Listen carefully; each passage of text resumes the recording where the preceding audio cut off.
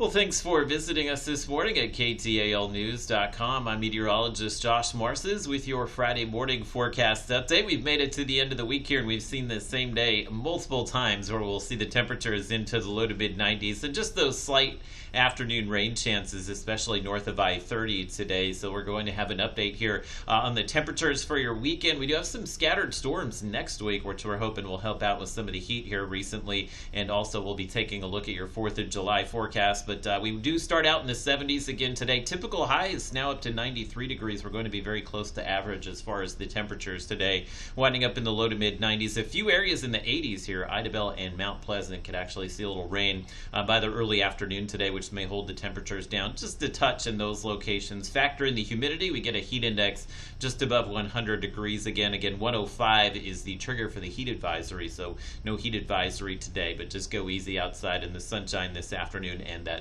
same advice would apply through the weekend as well. The weekend going to be just as hot for us. So you can see there's a little front that's to the northwest of us here, stirring up some showers and storms in Oklahoma and Texas. Some of that activity could eventually wind up in the Arklatex by the early afternoon today, and you can see those little showers and storms north of I-30. If you have some outdoor plans this evening, it looks like most areas will be dry, not only today but through the weekend as well. You can see just those partly cloudy conditions and those very slight rain chances Saturday as well as Sunday. I did keep those slight rain chances in the forecast, and your temperatures will likely wind up in the mid 90s again both days. Could see the heat advisories back by Sunday, and that's more humid next week, so I think we'll see the heat advisories for a few days next week. But the good news next week, I think we'll see more activity as far as the afternoon showers and storms there, especially Tuesday and Wednesday. So if we can get the rain going early enough, even though your forecast high is in the 90s again next week, there could be some areas that do get some heat relief for a few days if those storms are able to pop up early enough. So looking forward to that summer weather pattern next week. And then you can see the temperatures 4th of July, kind of a typical